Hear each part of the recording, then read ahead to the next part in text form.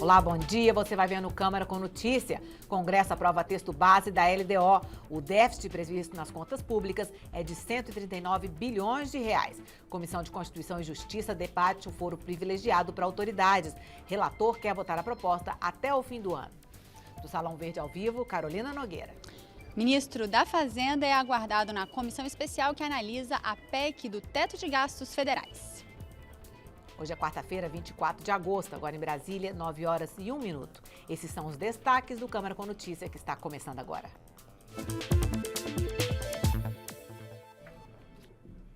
O Congresso aprovou na madrugada desta quarta-feira o texto base da Lei de Diretrizes Orçamentárias para o ano de 2017. A LDO traz as bases para a elaboração do orçamento do país no ano seguinte. A proposta aprovada prevê que o Brasil terá um déficit de 139 bilhões de reais, ou 2,04% do produto interno bruto. É um valor bem maior do que os 65 bilhões previstos no texto inicial apresentado pela equipe da presidente afastada Dilma Rousseff. Durante toda a terça-feira, o Congresso esteve reunido antes da LDO, analisou e manteve 8 vetos presidenciais. Um dos vetos mantidos trata do programa Minha Casa Minha Vida. A proposta vetada determinava que 10% dos recursos do programa fossem para municípios com menos de 50 mil habitantes. A justificativa do veto feito pela presidente afastada Dilma Rousseff foi de que é preciso priorizar os municípios onde é maior a falta de moradias. O líder do DEM, que fazia oposição a Dilma, defendeu a manutenção do veto feito pela presidente afastada. Ela vetou este dispositivo e até com certa razão. Não há como você engessar 10% dos recursos dos programas habitacionais para a cidade com 50 mil habitantes para baixo. E deputados que foram da base de sustentação de Dilma chegaram a defender a derrubada do veto. A quem interessa este veto? Este veto interessa, senhores e senhoras congressistas, às grandes construtoras de obras civis do nosso país, porque eles querem fazer 1.000, 2.000 casas, porque eles ganham muito mais do que fazer 100, 50, 200 casas nas cidades menores. Deputados e senadores também mantiveram os vetos às seguintes propostas. Projeto que garantia pagamento de adicional de insalubridade a gestantes e lactantes afastadas dessas atividades. Proposta que aumentava a punição para o bloqueio de vias públicas sem autorização dos órgãos responsáveis. Proposição que permitia o uso de recursos da Conta de Desenvolvimento Energético para o pagamento de dívidas de concessionárias de energia. O dispositivo incluído numa medida provisória que previa a cobrança de 4 alíquotas do imposto de renda sobre aposentadorias ou pensões recebidas por brasileiros que moram no exterior. Hoje, a cobrança tem alíquota única, independentemente do valor recebido. Com a pauta limpa, após a análise de vetos, os deputados e senadores aprovaram o texto principal da Lei de Diretrizes Orçamentárias. O texto limita as despesas públicas do ano que vem, com base nos gastos deste ano corrigidos pela inflação. Para o relator da LDO, a situação fiscal do país é difícil e foi preciso fazer um parecer realista. Elegemos um tripé para refletir na elaboração da lei orçamentária que o governo está prestes a encaminhar a este Congresso. E são eles: o realismo orçamentário para acabar com as falsas expectativas geradas na sociedade, a transparência das contas públicas, que é vital para reatarmos o elo de confiança entre governo e a sociedade, e também os investimentos em infraestrutura, que são fundamentais para alavancar a economia. Você não pode alterar teto de gasto, impor teto de gasto, sem alterar a nossa Constituição. Aliás, qualquer congressista que se levar ao pé da letra, que conhece como é que funciona o Congresso Nacional, jamais poderia permitir isso. Essa LDO é a LDO da responsabilidade, é a LDO da recuperação, é a LDO da salvação nacional. E por isso, nós votamos, pedimos, encaminhamos o voto sim. Bom, mas essa votação não foi totalmente concluída. Destaques que ainda podem mudar o texto base da LDO ficaram para ser votados nas próximas sessões do Congresso Nacional, ainda sem data marcada. Bom, a gente agora vai ao Salão Verde para repercutir essas votações, falar de prováveis futuras votações com a Carol Nogueira. Carol. Pois é, Mariana, a sessão do Congresso Nacional varou, foi até a madrugada, mais de 2 horas da manhã. Até por isso, a sessão extraordinária da Câmara dos Deputados, que estava prevista na sequência, para analisar, para terminar, concluir a análise dos destaques do projeto de renegociação das dívidas dos estados com a União, acabou adiada. Mesmo assim, mesmo tendo ido até tão tarde a sessão do Congresso, quem está aqui com a gente para conversar já sobre tudo isso é a deputada Cristiane Brasil, vice-líder do PTB. Deputada, em primeiro lugar, sua avaliação sobre a votação de ontem, sobre essa previsão de déficit de 139 bilhões de reais. As medidas de retomada da economia não estão sendo suficientes ou não são suficientes num curto prazo para uma previsão de superávit, de uma melhoria, de mais dinheiro para investimento? Não, nós tivemos aí um momento de crise muito grande e essa crise, claro, ela foi causada pelas medidas econômicas do governo da presidente Dilma e das maquiagens do governo que a presidente Dilma utilizou, inclusive, para ganhar a sua reeleição. E, por conta disso, ela fez previsões que não condiziam com a realidade. Quando o presidente interino foi empossado no lugar dela e que as contas foram refeitas, se chegou paulatinamente a um déficit que vai ser esse mesmo, e para você retomar a economia, medidas têm que ser tomadas. Não existe nenhuma disposição, nem desse governo do Temer e nem da população brasileira e nem de nós aqui no Congresso, de prever, de aceitar nenhum novo aumento de impostos. Então, dado que nós não queremos e não aceitamos, dado que a nossa carga tributária é uma das maiores do mundo, nós não queremos mais aumentar impostos. Então, o que se faz? Tem que se limitar os gastos. Tem que fazer o que a presidente Dilma não sabe fazer, porque eles só sabem gastar. E gastar o dinheiro dos outros, eles sabem fazer muito bem. Então, a gente tem que fazer o quê? Limitar o gasto.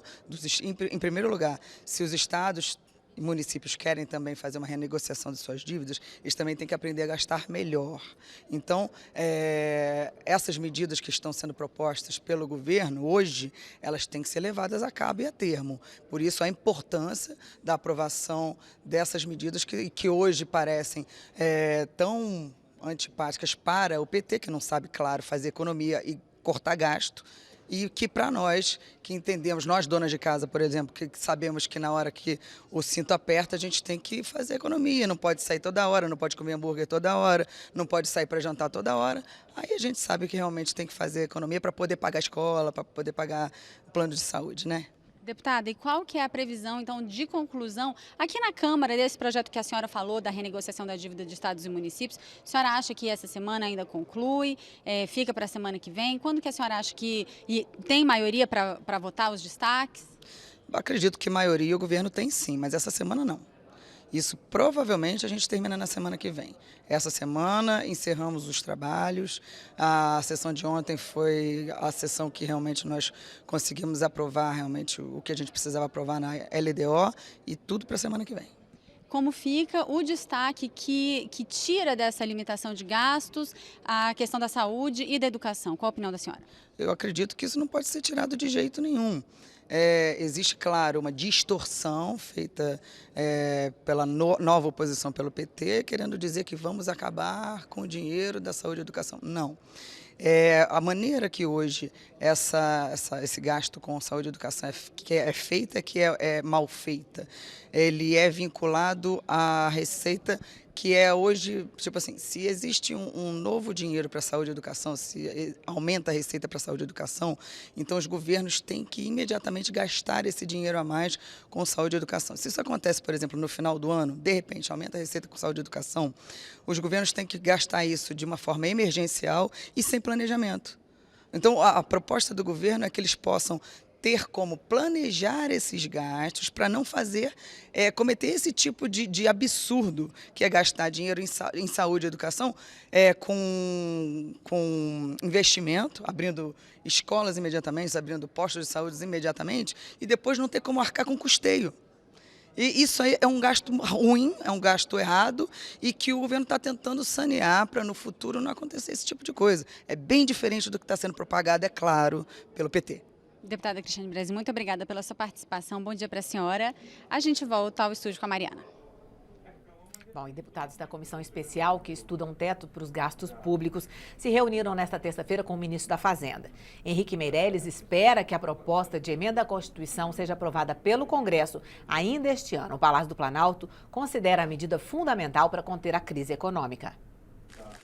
O assunto da reunião foi a proposta de emenda à Constituição que limita os gastos públicos federais, considerada prioritária pelo governo para o controle da economia do país. Pela proposta, os gastos federais passariam a ter como teto os gastos do ano anterior, corrigidos pela inflação registrada no período. O ministro Henrique Meirelles disse que é consenso que o Índice de Preços ao Consumidor, o IPCA, é o melhor parâmetro para a proposta. Se for aprovada, a limitação vale pelos próximos 20 anos, sendo que no 9º ano de aplicação, o governo poderá propor alterações nas regras. As contas públicas estão sob controle, de que o Estado brasileiro no futuro será capaz de pagar suas contas, de que é solvente, porque controlamos as despesas públicas num momento crucial, quando a economia está caindo e, portanto, isso é absolutamente necessário. Nós vamos voltar a ter condições de voltar o crescimento, de ter a confiança sendo restaurada, de fazer com que a economia volte a crescer, os empregos voltem a ser criados, a renda aumentando e a inflação passe a cair. Os investimentos em todas as áreas, principalmente na saúde e na educação, eles estão mantidos. Esses investimentos eles vão crescer, corrigidos pelo IPCA. E, obviamente, que o Parlamento, de forma constitucional, vai continuar tendo, no Parlamento, a decisão final, da questão do orçamento. Somos nós que aprovamos o orçamento, somos nós que definimos para onde vão os recursos no orçamento e, obviamente, que obedecendo aquilo que vai ser aprovado na PEC, que é um teto global, é um teto geral, mas que não há teto individualizado. O ministro da Secretaria de Governo lembrou que, além da PEC e da renegociação das dívidas dos estados, o governo vai enviar outras propostas para o Congresso nesse esforço de controle de gastos. Acho que é o momento, claro, do governo de aquilo que está em discussão se alongar nessas discussões até nós aprovarmos PEC de teto, até nós termos sinalizações muito claras para a sociedade da nossa preocupação com essa questão fiscal. O país não vai conseguir avançar se nós não resolvermos essa questão do teto e partirmos para uma reforma séria da Previdência que sinalize claramente para a sociedade que a nossa preocupação é que o governo no futuro possa pagar. Segundo o relator da PEC na comissão especial, os efeitos dessas iniciativas na economia serão sentidos pouco a pouco. O Brasil é um paciente grave que está na UTI, entubado, em coma, cheio de aparelho, cheio de remédios e o familiar está no corredor. Aí o médico sai e o familiar, e daí? Olha, está um pouco melhor. Mas quando ele vai dar alta? Vai demorar. O ministro da Fazenda, Henrique Meirelles, e o do Planejamento, Diogo Oliveira, são os convidados de hoje que participam de audiência pública na comissão especial da PEC de gastos. Bom, e a comissão especial que analisa outra comissão especial agora. Essa analisa medidas contra a corrupção. Ela se reuniu ontem para ouvir a opinião de especialistas e de um representante do Poder Judiciário.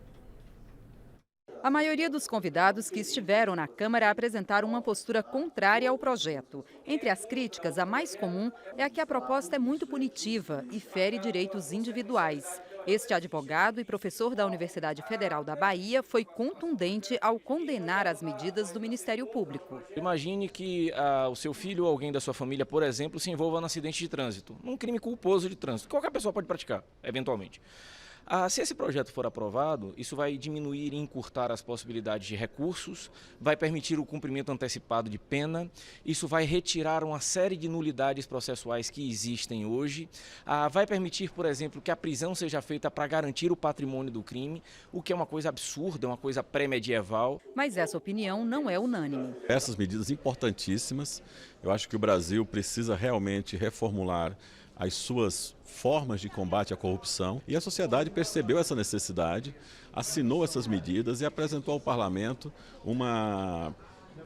não só uma proposta, mas também uma demanda para que essas medidas tenham eficácia e efetividade. Por outro lado, há quem apresente uma versão diferente das causas do problema e também uma solução que passaria por outro tipo de reforma. A fonte da corrupção é o financiamento eleitoral. Ela está lá. Ela não vai ser alterada por esse projeto. Todo indivíduo que disputa a eleição precisa de um exército atrás dele. Como é que ele abastece o exército? Obtendo cargos para ele. Como é que abastece o exército? Conseguindo recursos financeiros. Segundo o relator, foram ouvidas até agora cerca de 20 pessoas de um total de 120 convidados. Ainda falta muita coisa até que os deputados consigam estabelecer um projeto que tenha algum consenso. Esse será o papel do relator, equilibrar os diferentes pontos de vista. Mas ao falar do tema, o relator lembra dos 2.400.000 pessoas que participaram do abaixo-assinado pedindo medidas de combate à corrupção. Tem princípios que nós temos que salvaguardar e quando eu falo sempre em equilíbrio é o seguinte, a gente vai defender os princípios constitucionais, mas sem perder de vista de que com o atual ordenamento jurídico brasileiro, o Brasil é um dos países mais corruptos do mundo. Então nós precisamos mudar para mudar isso, nós sermos um dos menos corruptos do mundo, que é o que todo mundo quer. O relator do projeto da comissão especial disse que estuda propor um fundo para custear campanhas de combate à corrupção e programas educativos nas escolas. Bom, e sobre a comissão especial de combate à corrupção, a gente volta a conversar com a Carol Nogueira lá no Salão Verde. Carol. Pois é, Mariana, porque a gente está aqui com o presidente da comissão especial, que teve audiência pública ontem, tem nova audiência pública hoje, deputado Joaquim Passarinho, do PSD do Pará. Deputado, bom dia, obrigado por ter atendido o nosso convite. Em primeiro lugar, eu pergunto, a audiência pública de ontem foi a primeira a ter tantas críticas às 10 medidas contra a corrupção propostas pelo Ministério Público. Qual a avaliação que o senhor faz dessas críticas, do andamento dos trabalhos até agora? Bom, primeiro, é um projeto que está hoje com um amplo domínio da sociedade. É um projeto que chegou aqui com mais de 2,5 milhões de assinaturas, hoje quase 3 milhões de assinaturas. Não é um projeto exclusivamente do MP, é um projeto que foi encampado pela sociedade. E a sociedade está clamando para que a gente essa casa possa se debruçar sobre esses problemas. Eu sempre disse que não são 10 medidas, não são 10 propostas, são muito mais. São 10 temas. Né? Temas em que o Ministério Público e a Justiça encontraram dificuldades na Operação Lava Jato de poder fazer o seu trabalho, de poder chegar onde chegaram e talvez chegar até mais longe do que chegaram. Essas dificuldades foram propostas dessa casa, elencadas 10 dificuldades, e foram propostas soluções para esses problemas. O que o Ministério Público nos coloca? Esta casa é a casa do debate, esta casa é a casa do povo, a casa que nós possamos ouvir a todos. Nós temos que ouvir o judiciário, nós temos que ouvir a academia, nós temos que ouvir a sociedade como um todo. O que nós não podemos é nos furtar em debater os temas. Se as propostas apresentadas pelo MP não são as melhores, que alguém apresente uma melhor. O que nós não podemos aceitar é que no meio de tudo isso que nós estamos vendo de Lava Jato, no meio de toda a corrupção e principalmente da impunidade que encampa esse país, a corrupção é fruto da sensação da impunidade. Se nós conseguirmos acabar com a impunidade, ou pelo menos com o sentimento de impunidade que existe na sociedade, nós vamos diminuir muito a corrupção. Volto a dizer, o Ministério Público não é o dono da verdade. Agora, os pontos foram apresentados e nós temos que ter a capacidade, nós temos que ter a inteligência de que, se não for essa solução, que nós possamos apresentar um remédio ainda melhor. Entre as críticas apresentadas ontem, se falou um pouco na questão eleitoral, na questão de como que a origem da corrupção, né, no processo eleitoral. O que o senhor acha que foi possível amadurecer nessa discussão? Bom, primeiro, a lavagem, né, no Caixa 2, ou a lavagem do dinheiro na eleição, isso já foi coibido com a proibição da participação do empresariado na eleição. Porém, ainda o Caixa 2 ainda existe. Então, nós precisamos ter formas de combater esse Caixa 2, né, de como nós possamos dar meios para que a Justiça e para que o Ministério Público possa investigar, para que o Tribunal de Contas da União, para que a CGU, enfim, não é apenas do MP. Né? E isto não é apenas contra funcionários públicos, não é apenas contra políticos. Isto nós estamos fazendo uma lei sobre agentes públicos, isso é bom deixar bem claro. Pontos que nós precisamos resolver, precisamos. O teste de integridade é um, né? Que é algo que já foi bem colocado, que fere direitos individuais das pessoas, segundo a Constituição. É bem sempre deixar bem claro, nosso limite é a Constituição.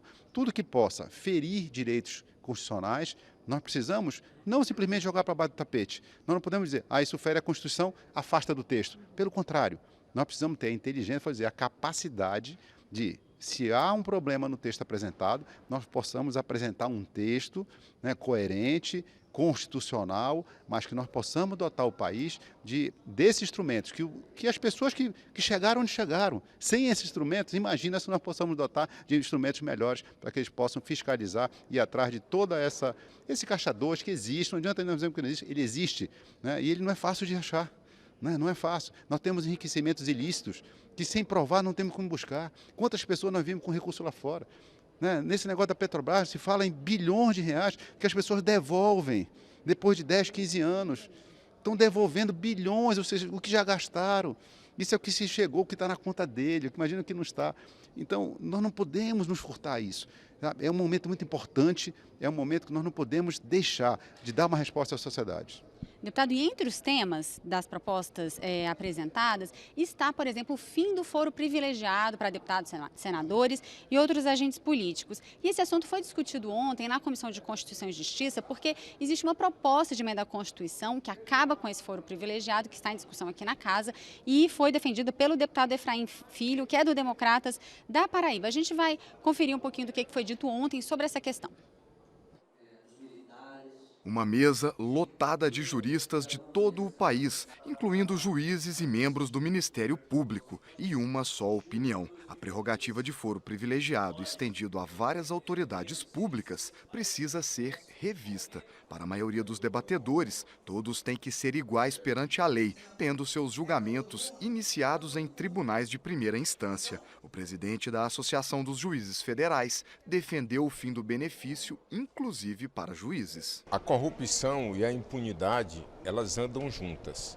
E o foro privilegiado, ele tem mostrado que não propicia o julgamento dos processos.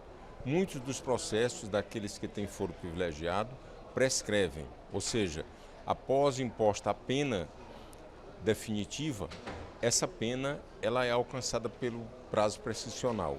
Então, é preciso acabar com o foro privilegiado para também acabar com a impunidade. A impunidade, a corrupção e o foro privilegiado parece-me que estão umbilicalmente ligados. O relator da matéria, deputado Efraim Filho, quer votar a proposta na comissão ainda neste segundo semestre e está confiante na aprovação. Efraim acredita que as penas recebidas pelas autoridades condenadas poderão começar a ser cumpridas muito mais rapidamente se o julgamento for iniciado nos tribunais de primeira instância e não no Supremo Tribunal Federal. Acredito sim, tenho convicção na aprovação, porque se olharmos para trás, numa história bem recente, quem diria que o Congresso Nacional aprovaria a lei do ficha limpa, a lei que pune de forma mais severa políticos condenados pela Justiça? Quem diria que o Congresso Nacional aprovaria a lei da fidelidade partidária, que pune com a perda de mandato o deputado ou senador que muda de partido? Então nós estamos sim evoluindo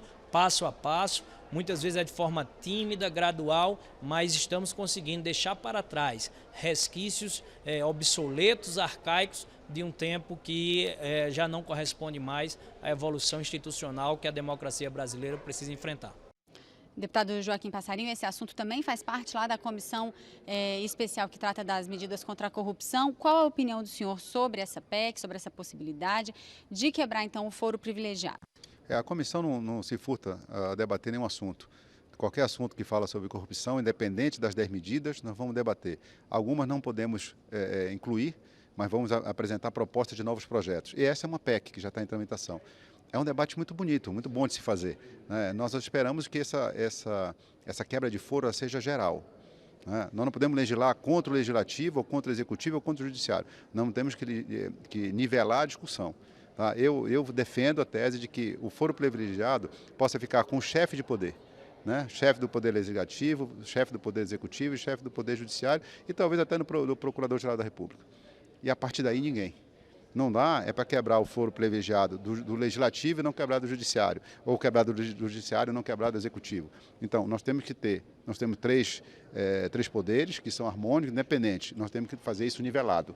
Nós somos a favor, mas também achamos que as medidas que nós temos que adotar na Justiça, principalmente, acabar com o país do prazo, né? Nós somos um país que num processo desse, principalmente de corrupção, nós temos o recurso, o embargo do embargo, enfim, é isso que nós podemos acabar. Nós passamos 30 anos julgando um processo desse, as pessoas morrem, as pessoas passam de 70 anos e os processos são engavetados. Né? Não acabaram, nós somos um país do embargo. Eu acho que mais importante, nesse momento, é nós dotarmos a justiça de meios céleres de poder fechar um processo desse e nós podemos ver, a população ver. Chegou ao final, a pessoa foi punida e a impunidade acabou. Deputado, até porque quem defende o foro privilegiado fala muitas vezes que pode haver uma incompatibilidade entre um juiz jovem de primeira instância com a responsabilidade de outros cargos. Qual a opinião do senhor sobre isso? É um bonito debate, volto a dizer. Eu acho que nós temos que encarar isso de uma maneira bem adulta, né? Eu acho que o foro privilegiado, ele não é o cerne da questão. Ele não é, a impunidade não está aí, né? Nós temos que mexer nas leis que estão embargando, que estão conseguindo frear os processos de chegarem nos seus pontos finais, né? Esse é mais um ponto que nós podemos debater. Eu acho que está muito aberto. Eu acho que nós precisamos fechar um pouco mais, é verdade. Mas volto a dizer, eu acho que o mais importante, uma PEC é mais difícil de aprovar, é um caminho mais longo, a comissão não, é um caminho mais curto, em que a gente possa adotar lá um juiz de primeira instância, o juiz de segunda instância, aquele não fique muito assim, exposto, né, a bons advogados, até porque só consegue isso quem tem bom advogado e quem tem dinheiro, né? Quem tem pouco dinheiro não consegue bom advogado, não consegue esses prazos.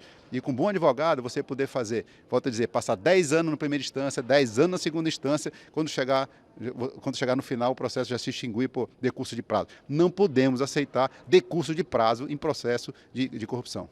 Deputado, só para encerrar rapidinho, chamar para essa audiência pública de hoje. O que vai acontecer lá na comissão especial? Nós estamos fazendo um ritmo meio frenético, nós temos quase 100 entidades e pessoas convidadas. Nós estamos trabalhando toda segunda, terça e quarta, com 4 convidados cada dia, da academia, vou dizer, pessoas contra, pessoas a favor, pessoas da comunidade, enfim, nós estamos aqui, a Casa do Povo, para que a gente possa ouvir a todos e possamos, pode dizer, de forma madura, de forma serena, tirar as propostas. Volto a dizer, nós não precisamos chancelar o que chegou, mas nós não podemos nos furtar de debater esses problemas e apresentar soluções à sociedade. Deputado Joaquim Passarinho, muito obrigado por estar aqui com a gente. Boa audiência pública para o senhor hoje.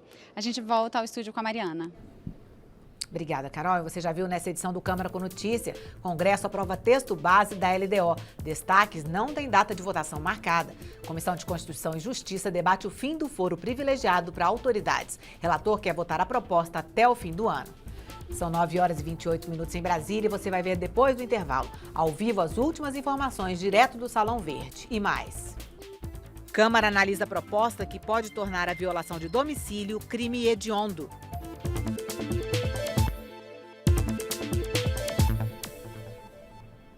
9 horas e 29 minutos, o Câmara com Notícia está de volta para informar que foi lançada nesta terça-feira a Frente Parlamentar em Defesa do Fisco. Segundo os organizadores, o grupo já conta com apoio de 232 deputados e senadores. Além de questões salariais, o grupo vai discutir autonomia e prerrogativas da administração fiscal. Para o parlamentar que vai presidir o colegiado, a frente terá uma atuação importante no Congresso. É uma frente que nasce para ser uma das frentes muito fortes dentro dessa casa. Temos como prioridade aproximar o fisco dos parlamentares e os parlamentares do fisco, mas também buscarmos aprovações de PECs históricas, como a PEC 186, que traz autonomia aos auditores fiscais. É uma PEC que está na casa aguardando ser colocada a pauta de votação. E também, um dos outros pontos, o próprio PL, que está aqui, que traz hoje a questão do reajuste salarial dos auditores, trata da autonomia funcional da carreira de fisco dentro da União. Este ano, 84 deputados federais vão disputar as eleições municipais de outubro. 73 deles, quer dizer, a grande maioria, concorrem para o cargo de prefeito. Mas há candidatos também para vice-prefeito e vereador. Os dados são do Tribunal Superior Eleitoral. Os deputados não precisam se licenciar do mandato para participar da disputa. O primeiro turno das eleições municipais ocorre no próximo dia 2 de outubro.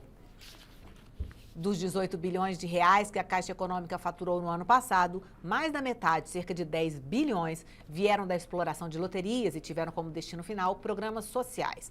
Mas depois que o governo interino anunciou planos de privatizar a loteria instantânea, a popular Raspadinha, deputados se mobilizaram em torno de um projeto de lei que mantém a Caixa Econômica como uma empresa 100% pública.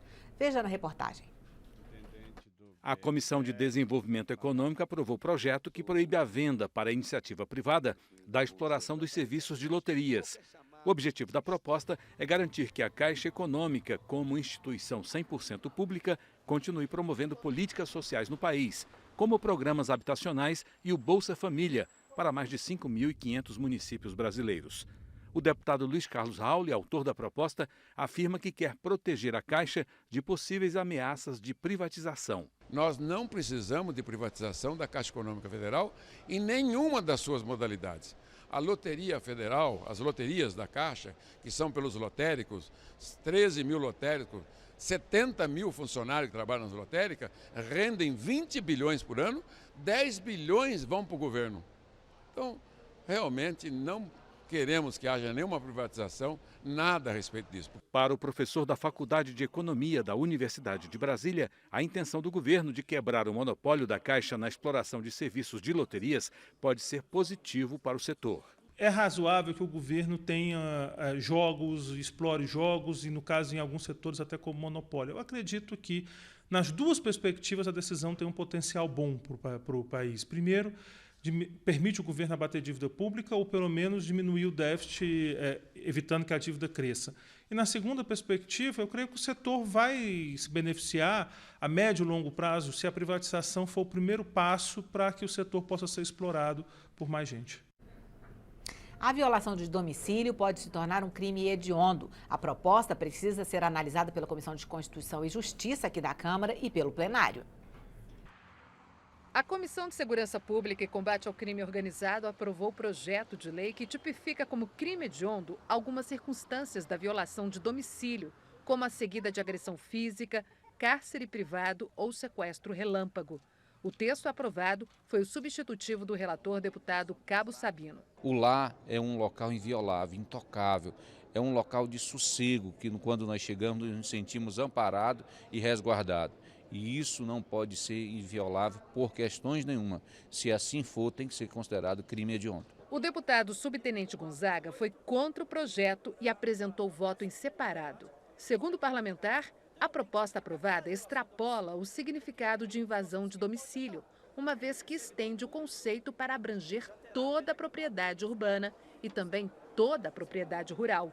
Ou seja, invasão de terra seguida de conflito pode se tornar crime hediondo. Na verdade, tinha embutido nessa ideia uma intenção de alcançar MST, de alcançar movimentos sociais, de combater invasão de terra com conceito de violação do domicílio. Portanto, se queremos combater os danos causados na propriedade privada, sob qualquer circunstância, vamos cuidar do crime de dano e não da violação do domicílio, que é incabível nesse conceito. O substitutivo aprovado isenta do crime a pessoa que corre risco de vida e entra em uma propriedade para se proteger ou pedir socorro. O texto deve ser analisado pela Comissão de Constituição e Justiça antes de ser examinado pelo plenário da Câmara. E a Comissão de Finanças e Tributação aqui da Câmara aprovou um projeto que inclui o lúpus e a epilepsia no rol de doenças cujos portadores não precisam cumprir prazo de carência para usufruir de auxílio-doença e aposentadoria por invalidez. Atualmente, a lei prevê esse benefício para pessoas portadoras das seguintes doenças: tuberculose ativa, hanseníase, alienação mental, câncer, cegueira, paralisia irreversível e incapacitante, cardiopatia grave, doença de Parkinson, espondiloartrose anquilosante, nefropatia grave, estado avançado da doença de Paget, AIDS e contaminação por radiação. A proposta, se aprovada, incluirá a epilepsia e o lúpus. A epilepsia é uma doença neurológica crônica que produz manifestações motoras, sensoriais e psíquicas. Algumas vezes, a pessoa com epilepsia tem convulsões, espasmos musculares e perda de consciência. Crises diárias e uma doença que é muito difícil, né? Eu tenho vários tipos de crises. A epilepsia realmente a gente controla, mas não tem cura. O lúpus é uma doença rara provocada por um desequilíbrio do sistema imunológico. Entre os sistemas da moléstia estão fadiga e alterações no sistema nervoso. Sinto dor, sinto tontura, sinto aquele peso na cabeça, tem, não gosto de barulho. A médica reumatologista do Hospital de Base de Brasília comentou a importância do projeto. Em determinados casos, que são pacientes que têm doenças muito graves, com esses desenvolvimentos neurológicos, renais, pulmonares importantes, esses pacientes realmente têm algum grau de limitação e vão ficar impedidos de trabalhar por um tempo prolongado ou, às vezes a vida toda. A relatora, a deputada Soraya Santos, defendeu modificações no projeto que veio do Senado. Uma das principais alterações diz respeito ao papel da equipe médica da perícia. Competirá a equipe, a junta médica, a decisão de avaliação do momento exato da aposentadoria. E vai valer a partir dessa avaliação. Então, todas as pessoas que estão hoje portando essa doença, elas podem, a partir da publicação imediata da lei, e a gente espera ver essa lei rápido sendo aprovada, elas poderem se dirigir a uma junta médica e expor: eu estou nesta fase de doença e eu gostaria de solicitar esse direito de aposentadoria. As Olimpíadas acabaram e deixaram para trás um enorme legado e também muita saudade. E a Câmara dos Deputados teve uma participação fundamental na realização dos Jogos no Brasil. Vamos conferir na reportagem do Thiago Ramos. Durante 16 dias, o Rio de Janeiro foi o centro do mundo esportivo. Para quem planejou, aquilo tudo foi só mais uma etapa, que começou com o pré-evento. Ciclo olímpico é aquele tempo de treino e preparação de um atleta até chegar à competição. De certa maneira, o Congresso também viveu algo parecido. Pela Câmara passaram as leis e regras que criaram a base legal para a realização dos Jogos. Daí, uma espécie de ciclo olímpico parlamentar. Um exemplo vem lá do ano 2000, quando foi apresentada na Câmara a proposta de criação do que hoje é conhecido como Bolsa Atleta. Em 2004, ele foi aprovado e virou lei. Em 2011, veio a expansão do programa com o Bolsa Pódio. Carlos Santos, tenista paralímpico, é um beneficiado. A Bolsa Atleta, que é um diferencial muito grande para o atleta que faz jus a esse benefício, eu sou um deles. E isso me traz uma grande diferença na minha preparação para torneios, para me manter como atleta durante o ano inteiro. 3 em cada 4 atletas que disputaram os Jogos tinham Bolsa Atleta ou Bolsa Pódio. Um investimento na casa dos 18 milhões de reais. Aí cabe a pergunta para a terceira etapa, ou seja, o futuro das Olimpíadas. O investimento valeu a pena? Para o deputado Afonso Ram, a resposta é sim. Se as Forças Armadas ajudaram e foi importante, se o Ministério buscou um recurso, temos menos recursos, temos que usar a criatividade. O legado que fica é muito importante, mas nós precisamos seguir apoiando esses jovens atletas, esses atletas e os novos atletas para os futuros ciclos olímpicos. Outra preocupação no pós-jogos é com o chamado legado. E para esse, a Comissão de Esportes pretende dar uma atenção especial. A comissão também pretende se interessar pelo legado que as Olimpíadas vai deixar para o país. Esses equipamentos, como eles vão continuar funcionando para a comunidade. A esperança é que o investimento de ontem vire lucro amanhã. O Rio de Janeiro vai se transformar, é claro, num centro de competição. Para qualquer evento mundial, ele vai estar sempre concorrendo com outras cidades de outros países. Mas legado pode significar também uma outra coisa, um sentimento. E com esse, os deputados ficaram satisfeitos. O Rio de Janeiro nunca foi tão falado e o Brasil tão falado positivamente do que nesse período. Então, para o turismo brasileiro, para a autoestima do brasileiro foi fundamental. Quem não conhecia, com certeza passou a conhecer um pouco mais sobre o Brasil e, não tenha dúvida, vai ter a vontade de nos visitar em algum momento.